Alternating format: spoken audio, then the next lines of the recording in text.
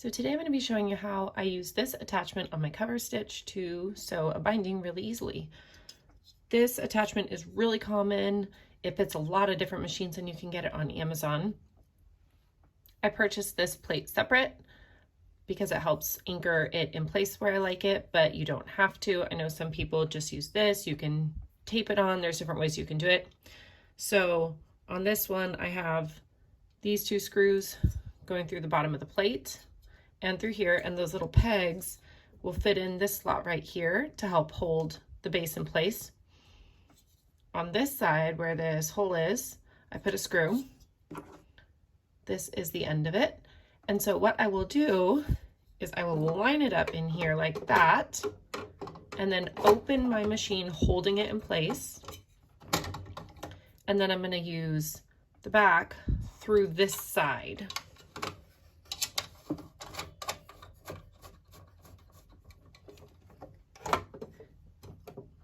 Then I can put it here and you can see it's locked in place.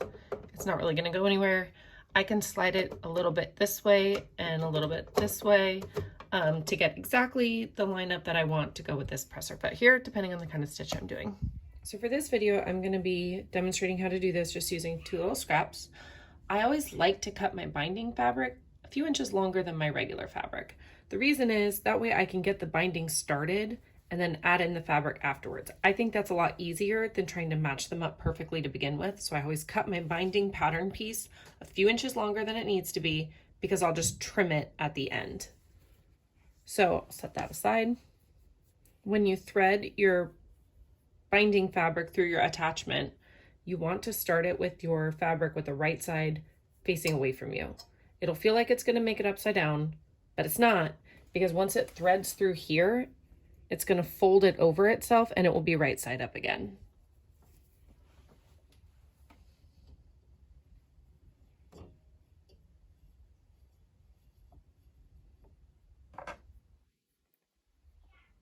You wrap it through here, and then I like to use tweezers, and this is why I cut the fabric to a point. I think it makes it a lot easier to thread it through. And just keep pushing it through there. Always on this end, make sure it lays nice and flat over here so it doesn't get twisted. You might have to check that a few times while you're sewing as well.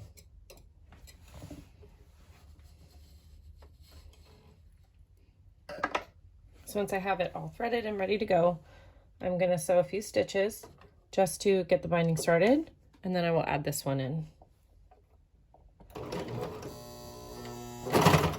Okay, so now it's just, I know it's going to flow through the machine. I know my stitches are lined up. That's a good chance to check the position of this, that I'm going to have my needle where I want it. You're going to take this piece of fabric and lay it right here. So the edge of my pattern main piece would be in line with the center of this, so it can fold over itself. So you can see it's not really in line on side to side, so I'm just going to trim that off.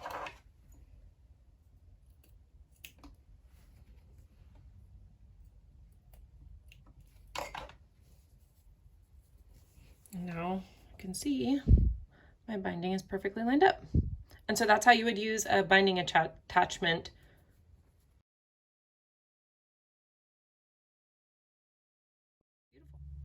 So now I'm going to use the technique I just showed you to sew the front binding onto my front bodice piece of Plumeria.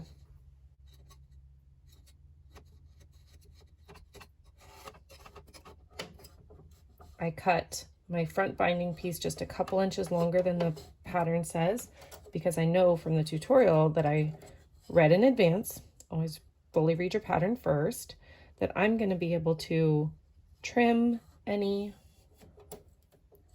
leftover fabric that's hanging over after I finish my binding before continuing on with my pattern.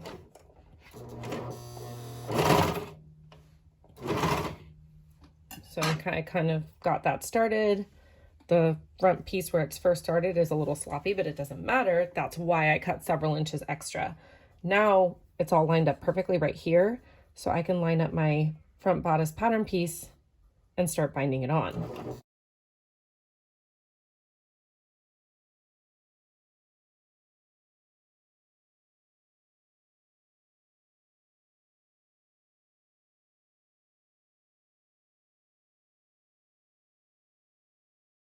I'm going to trim my extra that's hanging over on each side.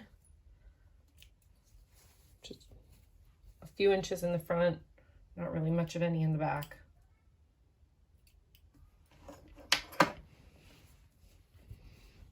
And there it is. So now I have the front binding piece on the front of my Plumeria top, and you can see how nice and neat and professional that looks.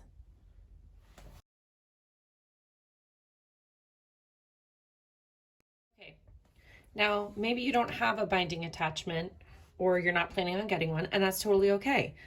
In that case, what you would do is exactly as the Plumeria tutorial is going to show you. You're going to take your binding piece and you're going to sew it with the right side of your binding to the wrong side of your main.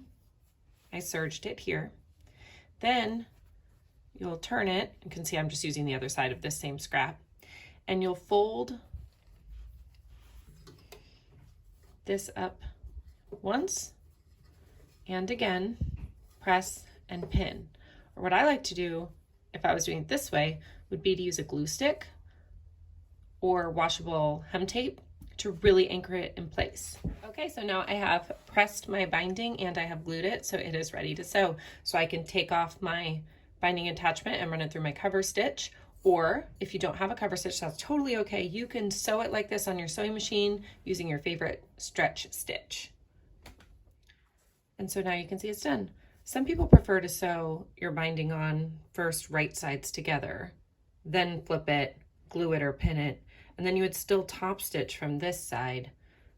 It can be nice to do it that way because then you have kind of like up here a nice clean line right here, but that can be a little bit harder for beginners because you have to make sure then that you're catching this seam on the back side without being able to see it. So you can experiment and try all these different methods and see what fits you best.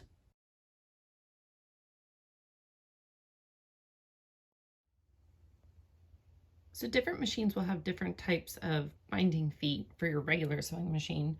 This is what mine looks like. I find that for mine, if I pre-press my binding strip, it makes a big difference to how smoothly it runs through the presser foot. So I iron it first and then it just feeds right through like that. And then I can lower my presser foot and begin sewing and add in my little piece of fabric. I am using woven right now because that's what my settings are for, but the same would be true if I was going to do a knit stitch on this. I would just make sure that I used a stretch stitch instead of a regular stitch.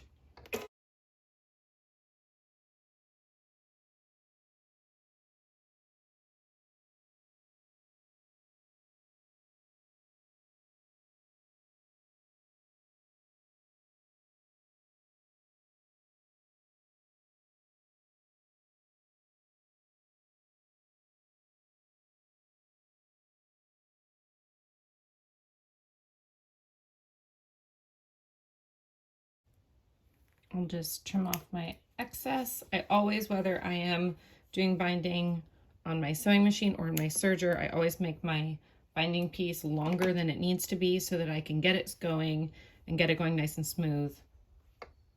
And that's what it will look like.